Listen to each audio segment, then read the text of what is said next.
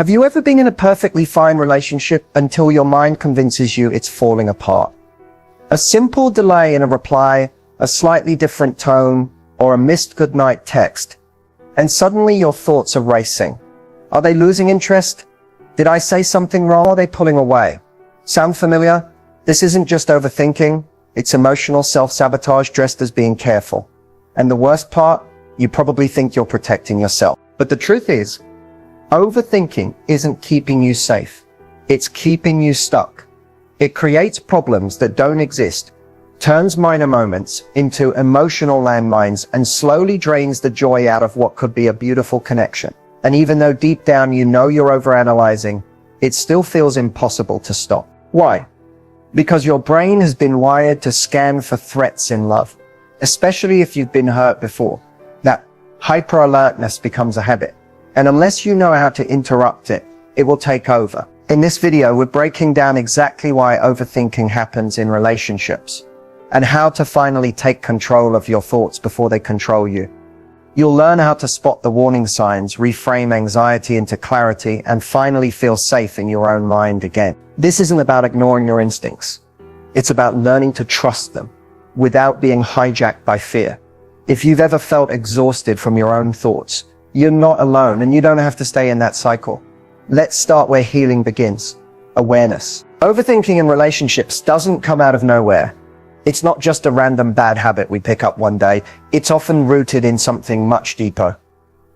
At its core, overthinking is your brain's way of trying to feel safe. When love feels uncertain or unfamiliar, your mind kicks into high alert, scanning for anything that might go wrong. You start analyzing texts, reading between the lines of casual conversations, and replaying moments over and over. Not because you want to, but because your nervous system has learned to associate love with risk.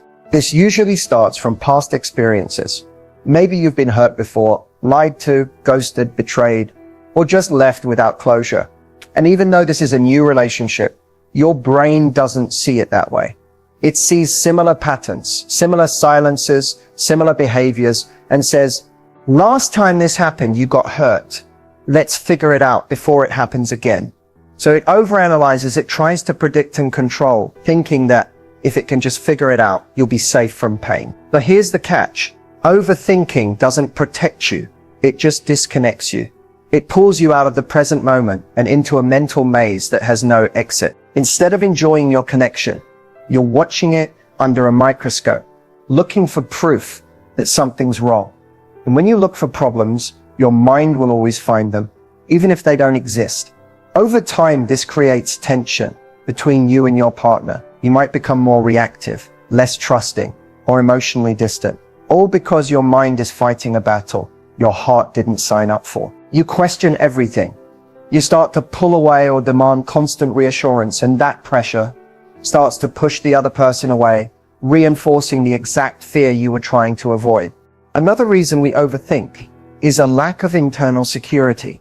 When we don't fully believe we're lovable, worthy, or enough, we subconsciously expect other people to confirm those doubts. So when our partner doesn't respond right away, or when something small feels off, it taps into that fear.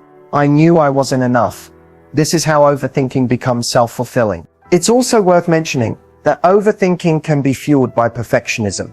If you have high standards for yourself, or believe relationships should be smooth and certain all the time, then any form of conflict, ambiguity, or change can feel like a red flag. But the truth is, no relationship is free from uncertainty. Love always involves risk. And the more we try to control it with our thoughts, the less room we leave for connection, vulnerability, and trust to grow naturally.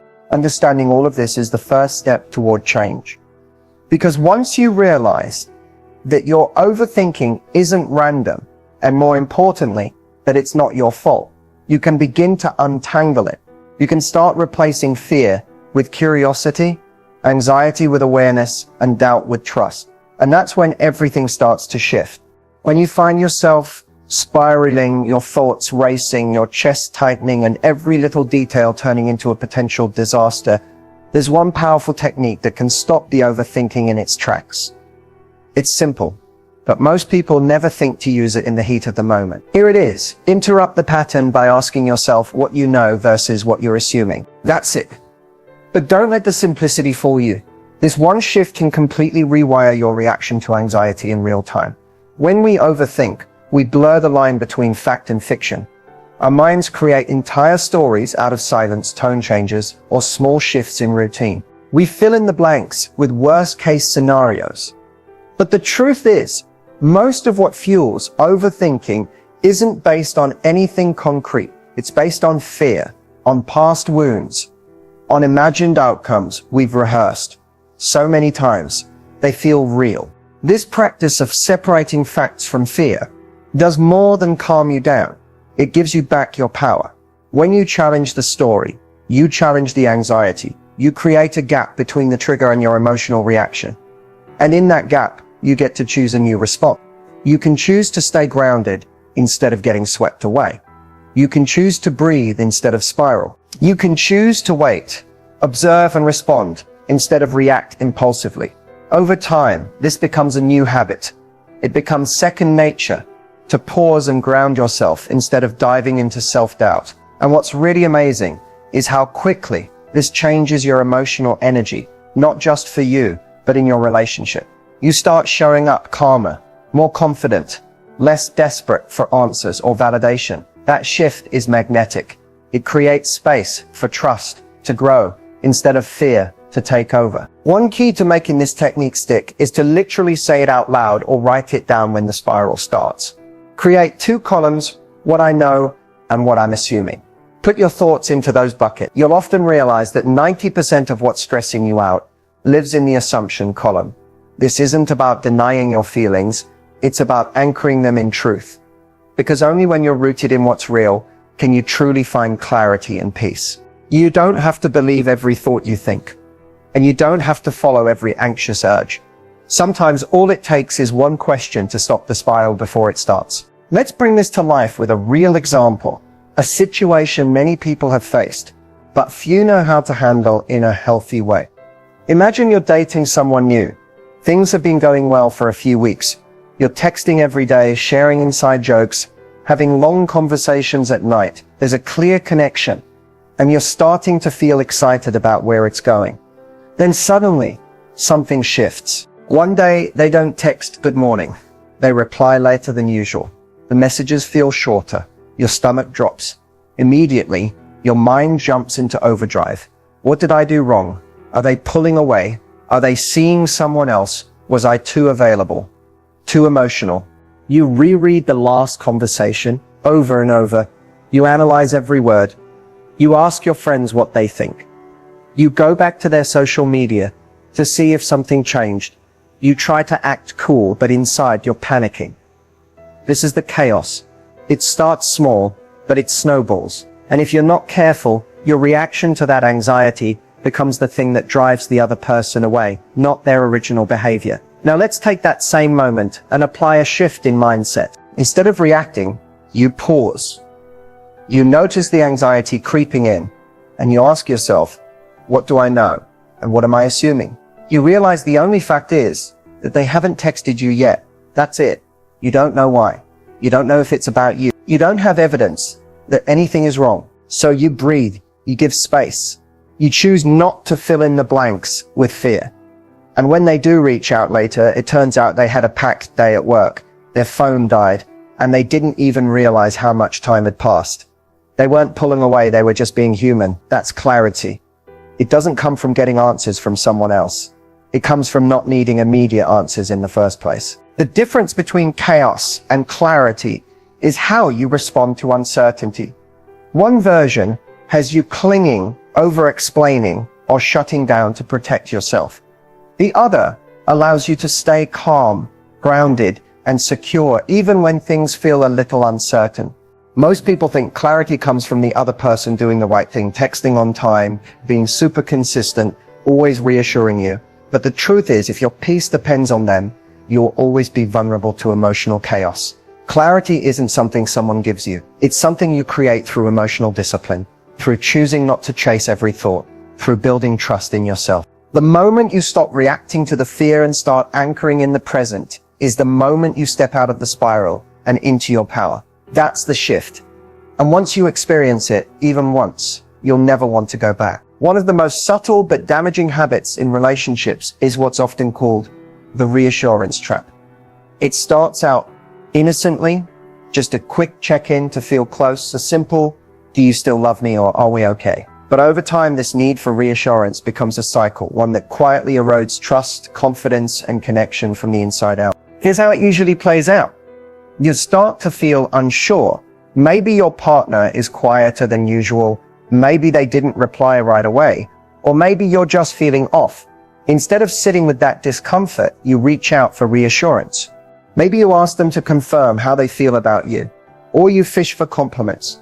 Or you check their tone, looking for signs of irritation or disconnection. When they reassure you, it feels amazing for a little while. The anxiety fades. Your mind settles, but only temporarily, because the moment something else feels uncertain, you're right back to needing reassurance again. And that's the trap. The more you rely on someone else to make you feel okay, the less power you have over your own emotional state. The comfort never lasts because it's external. It's reactive. And worst of all, it teaches your nervous system that uncertainty is dangerous.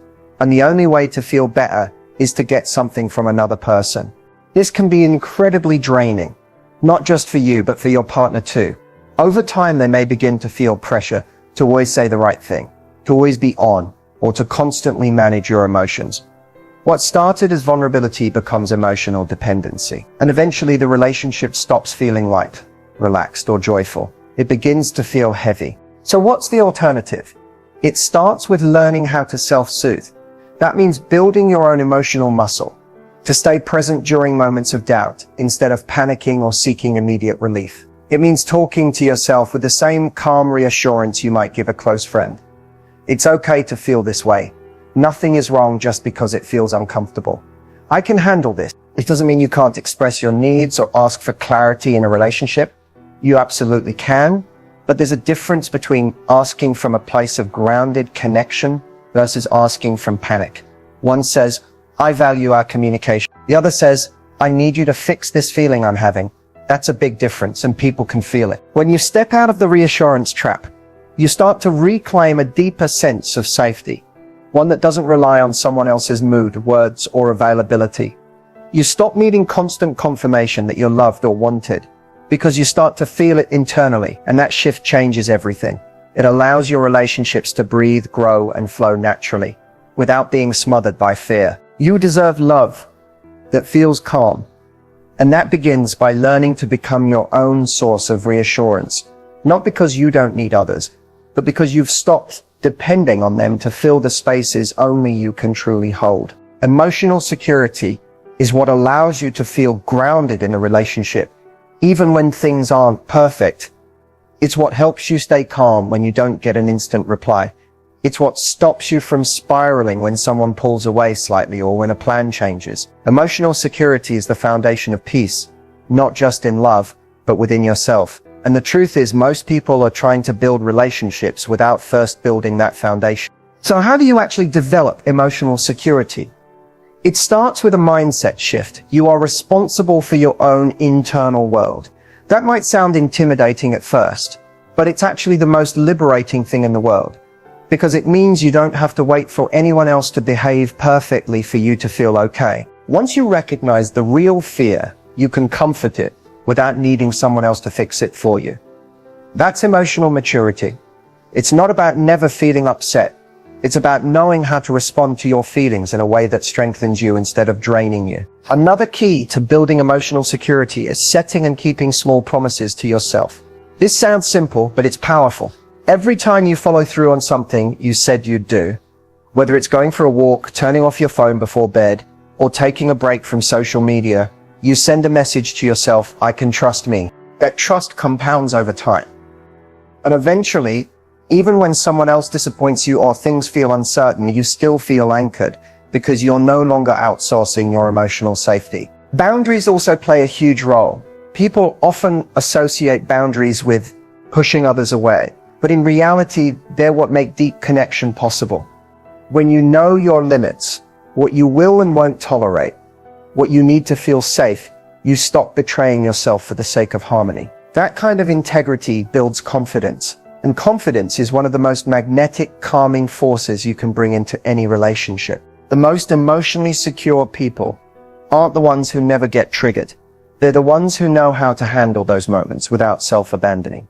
They give themselves space to feel what they feel, but they don't let their emotions run the show. They don't chase, they don't cling, and they don't perform just to feel worthy. They already know they are. When you build emotional security, you become the calm in your own storm. That peace doesn't just improve your relationship, it transforms it, because love can only thrive where safety lives, and safety begins with you. When you're emotionally responsible, you speak from your experience, not your assumptions. You're not trying to control how the other person feels or force them to respond a certain way. You're simply sharing your truth and trusting that your needs matter enough to be voiced without manipulation. Another sign of healthy communication is the ability to listen without waiting to talk. That sounds simple, but it's rare. Most people listen with an agenda. They're preparing a rebuttal. They're scanning for a threat. But in healthy relationships, people slow down and truly hear each other. Not just the words, but the emotion underneath the words. They listen to understand, not to win. One powerful example of this is when someone says, "I felt hurt by what you said the other day." A defensive response might sound like, "Well, that wasn't my intention," or "You're being too sensitive."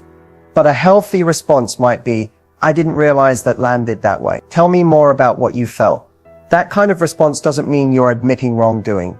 It means you care enough to understand someone else's world. Healthy communication also means being direct instead of passive-aggressive. A lot of people think they're being kind by avoiding conflict, but silence can be just as damaging as yelling. When you bottle things up, they don't disappear. They leak out in small destructive ways. Sarcasm, stonewalling, withdrawal. These are all symptoms of unspoken truth. Speaking up isn't always easy, especially if you were raised to avoid conflict or walk on eggshells. But real intimacy requires real honesty, not brutal honesty, not harsh criticism, but gentle, clear, and compassionate truth. When you express your thoughts and feelings directly without blame, you create space for deeper trust. You show your partner that the relationship is strong enough to hold discomfort. And part of healthy communication is timing. Not every conversation needs to happen in the heat of emotion. Sometimes the most respectful thing you can do is say, "I want to talk about this, but I need a moment to process my thoughts first." That's maturity. That's grace. That's you valuing the connection enough to approach it with care, not just reaction. And here's the beautiful part. Once you start communicating in this way, you raise the standard for every interaction you have. You stop settling for shallow connection. You stop tolerating hot and cold behavior because you've learned how to use your voice, and that voice will always lead you back to your truth. Ultimately, healthy communication is about creating safety. Safety to be honest. Safety to not be perfect. Safety to work through the messy, confusing parts of love without shutting down or blowing up. It's a practice. It takes patience. But when both people are committed to that level of honesty and empathy, the relationship becomes a space where both individuals can thrive, not just survive. Of course, they're pulling away. You always mess things up. You're too much. You're not enough. You're going to get hurt again. These aren't just thoughts. They're beliefs dressed up as facts. And they quietly shape how we show up in love, trust, and vulnerability. The first step is awareness. Start noticing the tone of your thoughts. When you make a mistake, do you automatically say, "I'm such an idiot"?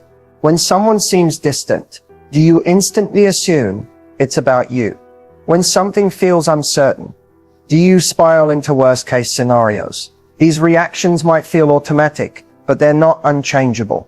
They're scripts you've been repeating for years, maybe decades.